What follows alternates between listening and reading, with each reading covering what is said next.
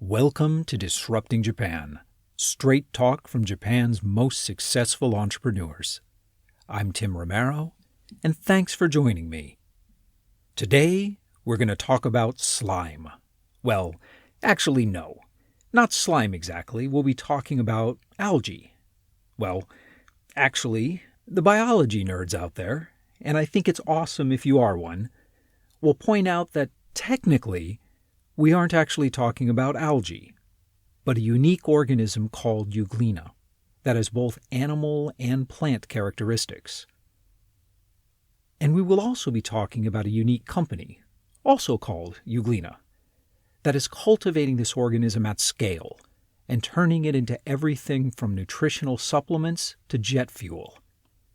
In fact, in this episode, we drink our opening toast not with our usual Anchor Steam beer, but with a glass of Euglena. Now I know what some of you are thinking, and yeah, university research labs and crowdfunding sites are packed with companies claiming that their pet organism is the key to solving a wide variety of mankind's problems. But Euglena is not operating in a lab, but commercially and at massive scale. And today, we sit down with the founder and CEO, Mitsuru Izumo, who explains how he overcame initial market skepticism to get financial backing, how he was able to achieve what NASA could not, and how and why he decided to take his company public. But you know, Mitsuru tells that story much better than I can. So let's hear from our sponsor and get right to the interview. Your journey to success in Japan will involve some twists and turns. In trying to navigate new terrain, planning the safest, most effective way through on your own can be overwhelming. The Carter Group have been using market intelligence and research to guide Japan entrants for decades. They've honed an agile, cost-effective, but consultative approach that will help you find the perfect product-market fit, explore user and consumer dynamics, and act as an honest broker to let you know the reputation and track record of potential partners here in Japan. And when you're ready to go, their executive search team can also help you hire the right people to drive your business forward. So if you haven't got Japan completely figured out yet, the Carter Group can help you out. Cheers. Yeah, for starting. Cheers. Oh, that's pretty good. So I'm sitting here with Mitsuru Izumo, the founder of Euglena. Thanks for sitting down with us today. Yeah, thank you for coming today. I think most of our listeners are not familiar with Euglena, either the company or the organism. Mm-hmm. So can you tell us a bit about, well, first, what is the organism? Euglena is a kind of tiny microorganism. You can't see directly. You have to see through a microscope because the length is only 0.1 millimeter. So that's about the diameter of human hair. Yeah, exactly. Very similar to the human hair. It's a little bit smaller than the hair. And Euglena is green-colored microorganisms, and Euglena have a lot of chlorophyll. Euglena can do photosynthesis by capturing carbon dioxide and to produce oxygens and carbohydrate. And Euglena, it's a single-cell organism. Is it a type of algae, or is it its own unique type of organism? It's difficult to answer. Euglena is a kind of algae, green-colored and categorized as a plant.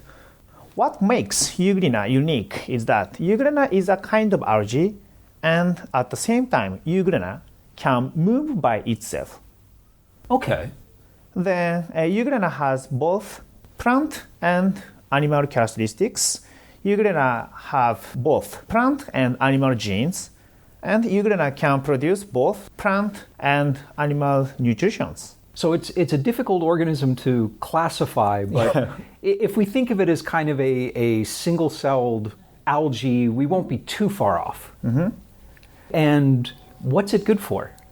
Euglena can produce plant dietary fiber fruits and vegetable vitamins, animal proteins, dietary fatty acid you can see in fishy oil. Every 59 types of nutrients Euglena can produce at one time. So as a food supplement for people or as a standalone food? Yeah, standalone food and can be cultivated under the sunlight like normal plant. And every plants you see in nature have very thick cell wall, so it's difficult to be digested. Euglena can move by itself, doesn't have thick cell wall at all. Therefore, the nutrition can be very easily digested. So far, the Euglena company has been focused on applications in food and cosmetics primarily, right? Right. But you're researching a huge spectrum of applications as well, right? Right. There are so many different strains of Euglena, over 100 different types of Euglena, and there are 100 different types of Euglena. Oh, okay, so it's the Euglena strains you use for food are completely different from the Euglena strains you would use for fuels. Exactly. Or for fiber. Huh. So every day I check and test many kinds of Euglena, and after the screening process, we cultivate special series of Euglena. So a little while later, I want to dive deep into the specific applications that you're working on and that other companies are working on around the world for this. But just to give me an idea of the scale, you've been in production for several years now. So annually, how much Euglena are you producing? The last 5 years, production is doubled every year, and 2017, we can produce 100 tons of Euglena in a year. 100 tons per year? 100 tons of as a dry powder. And your major manufacturing facility is in Okinawa? In Okinawa, we have a major cultivation factory located in Okinawa, the most southern part of Japan, Ishigaki Island. Why did you choose Ishigaki in Okinawa? Yeah, of course, we need a lot of sunlight. Carbon dioxide is everywhere, but we need a lot of sunlight. Okay. But theoretically, this could be cultivated almost anywhere. Yeah, theoretically, okay. yeah. But since 1980s, a lot of scientists in the United States and in Japan, they were really interested in the cultivation of Euglena because Euglena has wide range of nutrients. But it was absolutely impossible. I mean, Euglena has wide range of nutrients, then every kind of bacteria, planktons, they love to eat Euglena in nature. So it's tremendously difficult to cultivate Euglena purely, and it's impossible to prevent from biological contamination. They had to set up special facility like clean room you can see in the semiconductor factory to prevent from other biological contamination. But it's very expensive, and the production capacity was extremely limited. So what did you do differently? How did you achieve production at scale? Then at that time, the only 100 grams Euglena can be cultivated in a year. And this year, 2017, we cultivate 160 tons of Euglena, and the turning point is 2005. We invented the new cultivation liquid preventing from biological contamination. Oh, okay. We don't need expensive clean room or facilities. Okay, so the broth, the liquid, allows the Euglena to feed, to thrive, but doesn't allow the other bacteria and the other organisms that would eat it to grow there. Exactly. So you've been ramping up production, almost doubling every year. Is the doubling of production due to new technology developments, or are you simply increasing the scale of your facilities? We simply expand the capacity of the cultivation of pond or other facilities every year. Okay. Before we get further into the technology and the applications, I want to back up a little bit and talk about you. So, before you were mentioning that the whole inspiration for this project started on a trip you took to Bangladesh in your student days. Yes. When I was a student, 18 years old, the first grade in the University of Tokyo, I visited Bangladesh. It was 1998. Bangladesh was regarded as the poorest country in Southeast Asia. And the visit was very shocking experience for me. In Bangladesh, there were a huge amount of rice curry and rice. So many rices are there. But the people couldn't access fresh vegetables, egg, milk, fish, and meat. So the problem wasn't one of hunger, it was one of nutrition. Yeah, the problem was malnutrition. I came back to Japan and I decided to solve the malnutrition problem in developing countries. Okay, but you took a bit of a detour from there because before founding Euglena, you graduated from Todai, you went to work for Mitsubishi Bank. Mm-hmm. Why the detour into banking? That seems pretty far away from kind of international aid and nutritional problems. It's very simple, the lack of fund. It's financial problem. I didn't have any reputation for solving the malnutrition problem. Everyone couldn't believe that Euglena can solve the malnutrition problem. And the mass cultivation of Euglena was still regarded as the impossible.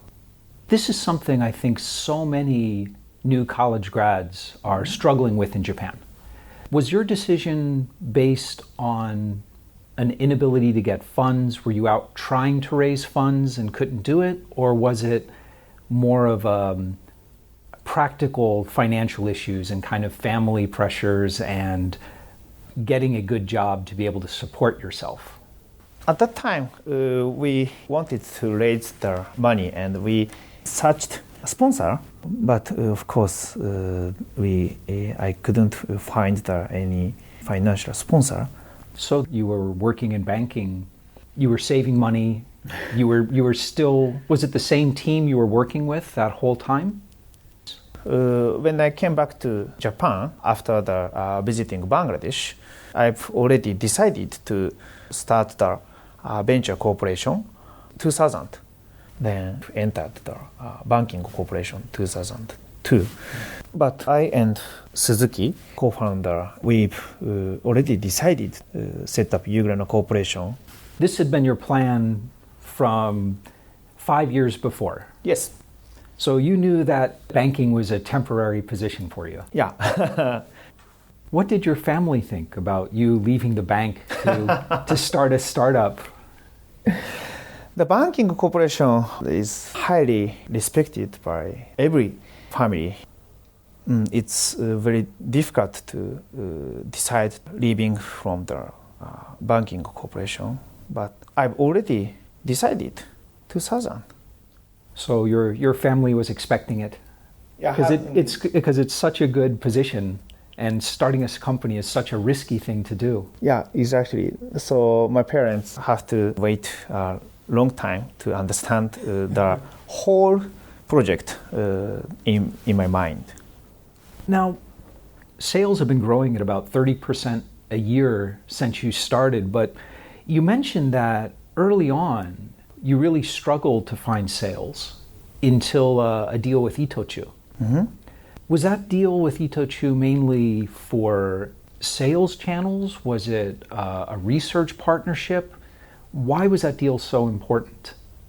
The deal was so important because Itochu Corporation is one of the leading trading company in Japan, and they have many good subsidiaries like Family Mart.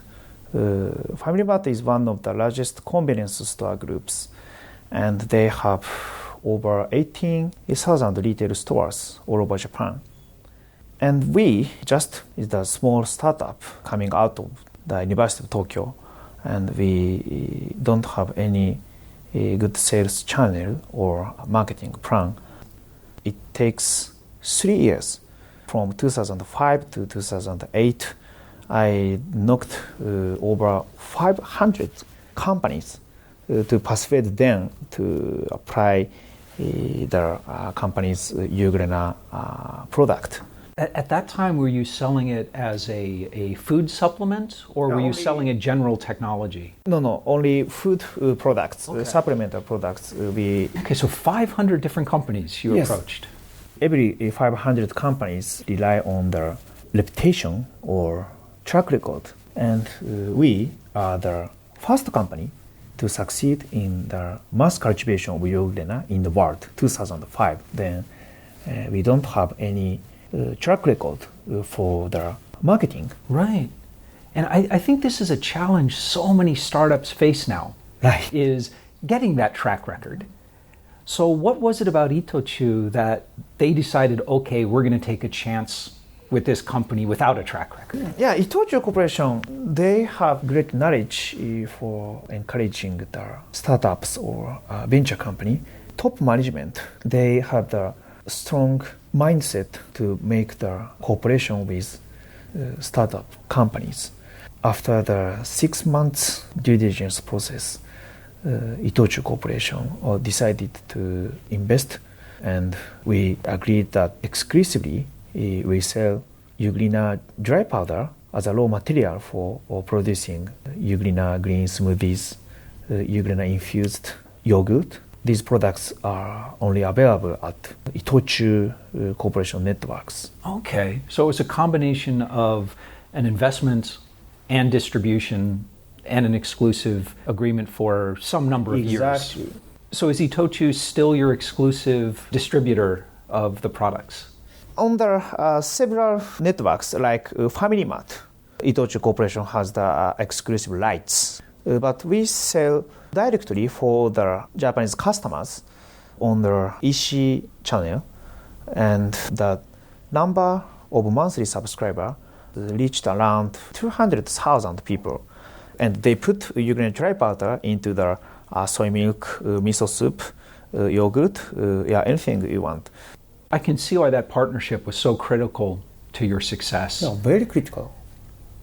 Another thing that's very interesting, and I think one of the biggest differences in the growth path between, say, American startups and Japanese startups, Japanese startups tend to IPO at a much earlier stage than US startups do. At the time of your IPO, you were still a pretty young company. You were having really strong sales growth of, I guess it was about 30% a year at that point? Yes, 30 to 40, 50%. 50% annual sales growth, so it's fantastic numbers. So most American companies would try to delay their IPO in that situation. So I'm curious, in your case, what was your thought process? Why did you decide to take your company public at that point rather than to continue to grow as a private company? Yeah, of course, we before the decision of IPO, we thought about the difference between the private and public companies. But I really want to become the first public company. I mean, there are 1,773 startups originated from the universities from 2005. And almost all startups are Fail. Fail. Yeah, that's the nature of startups. Yeah. And 2014, Euglena Corporation became the first company to be upgraded to the first section of Tokyo Stock Exchange. And after the upgrade, we promote the company's technology or product very well for the customers, business clients, including governments. So being a public company in Japan, does it make it easier to make those kind of deals? Does it give you the credibility you need to do that? We have good technologies. We have enough human resources. We need, reputation or credibility for persuading people to try to drink Euglena green smoothies. So it seems that a lot of your development through your own corporate history, and probably a lot of similar companies in Japan, each step requires building reputation through corporate actions. So the first major step in your reputation was the partnership with Itochu. Exactly. The second major step in building the reputation was going public. Exactly. And perfect. Even though you are executing the same way, even though you have the same technology, people won't accept you on the next level until your company goes through these steps. That makes a lot of sense. Because in America, it's a bit different. The public versus private is not as important. Yeah, great. The purchasers are willing to do more due diligence on their own. So that makes sense why we see this big difference between the two. Let's talk a bit about the technology, because I know that's what's most exciting here. We've talked about all kinds of possible applications for Euglena, but let's focus on the ones that are most commercially viable. So right now, you're focusing on cosmetics and food. Do you see this becoming a mass production food? Do you plan on licensing this technology around the world? Today, we don't have plans to license the technology, but in developing countries, we provide Euglena school lunch for 8,000 children in Bangladesh. After 2020, 2030, we would like to make the licensing program with the company in Bangladesh or developed countries and produce a huge amount of Euglena for school lunch. It's not just business, it's a social. To really make a global impact, to improve the nutrition in developing countries around the world, I think it largely comes down to bringing the cost down. So it's fantastic what you're doing with your charity work, but the goal is to get the production inexpensive enough that normal market forces can come into play. So right now, as a health supplement, as a health food, it's still relatively expensive. Right. So how much does the price have to fall before you're really able to start achieving that dream of reducing malnutrition around the world? How much? In the last 10 years, the production cost will be reduced 1/10 than the conventional cultivation cost as of 2005. And the production capacity is expanded. We want to use Euglena as all F's products. The first F is food, and the next fiber, feed, fertilizer, and finally fuel market. We have strong confidence to produce Euglena in a very low cost, and around 2025, Euglena biojet fuel price is competing with the conventional jet fuel, diesel fuel, or bioethanol price. And at that time, of course, we can provide and share the Euglena food product with a very low cost. Okay. So you've seen a factor of 10 reduction since 2005, and over the next 7-8 years, you expect another 10, 20, and then it'll make commercial sense as a food supplement, as a nutritional supplement anywhere in the world.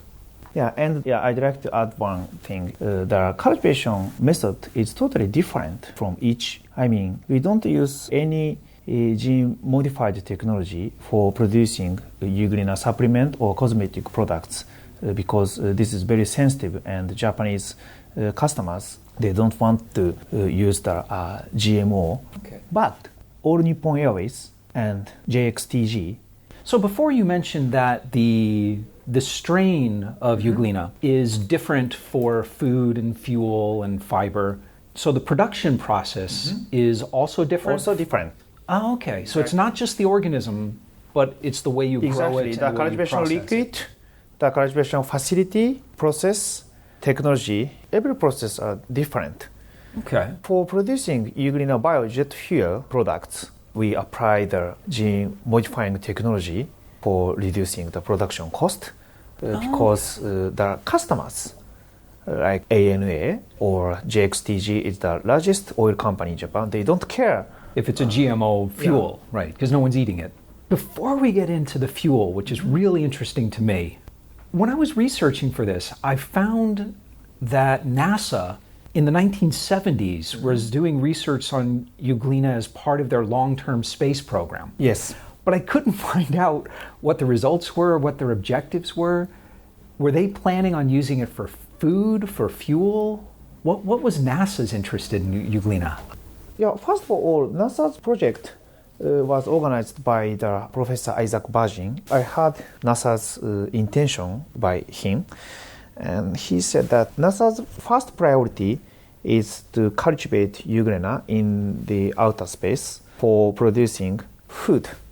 And the second objective is to circulate the carbon in the limited outer space.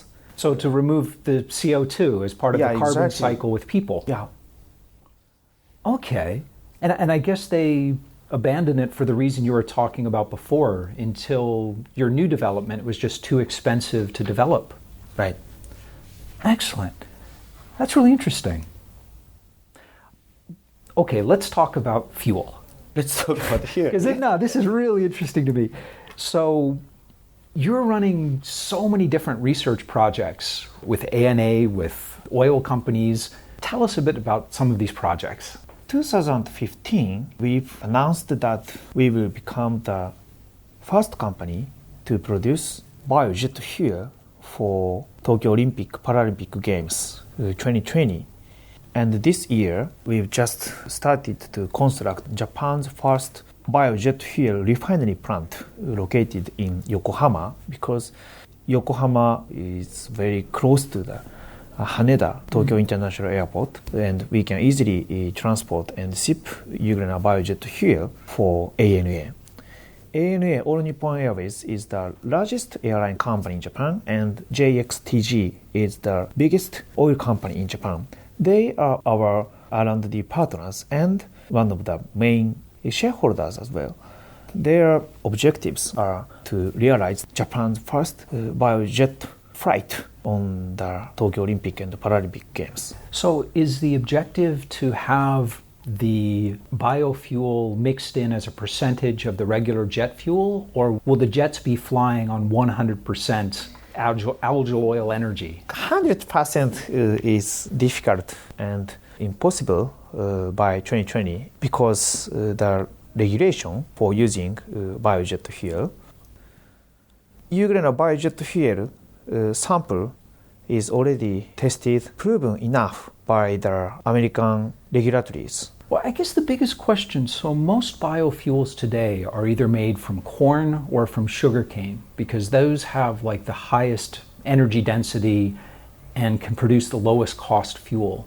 When do you think that Euglena-based jet fuel will be able to be produced at about the same cost as the traditional kerosene jet fuel? Euglena has mainly two advantages comparing to the conventional feedstocks. The first one is productivity. We set up new Euglena cultivation factory in Mie Prefecture and very close to the Chubu electric power plant. Power plant emit a huge amount of carbon dioxide, and emitted gas contains roughly 300 times condensed carbon dioxide comparing to the normal air, and we capture and use emitted gas into the cultivation liquid. And some kind of Euglena can take and reduce the feeded carbon dioxide, and the productivity can be boosted by using emitted gas. When do you think that the algae-based fuel will cost about the same as the kerosene-based fuel? The target is around 2025. 2025, that's soon. That is the timing we can produce parity price of the conventional crude oil-based jet fuel, kerosene price. That'll be amazing to see. Because of the productivity. You know, there are so many more questions I want to ask you, but I know you're really pressed for time. So before we wrap up, I want to ask you what I call my magic wand question.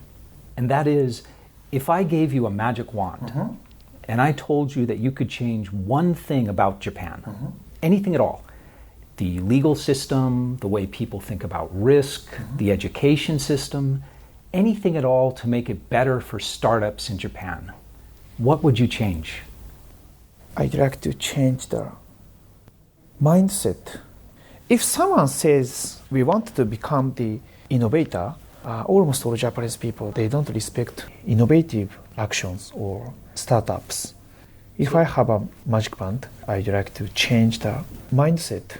Does that mean just you'd make people be more open-minded and accepting of new ideas, or maybe make people be a little more open-minded and tolerant of people who are trying new ideas? Yeah. Both? And hopefully supporting for the entrepreneurs. Do you see that changing? Do you think Japanese society is becoming more tolerant of people taking risks and more willing to try new things? Tolerant or not.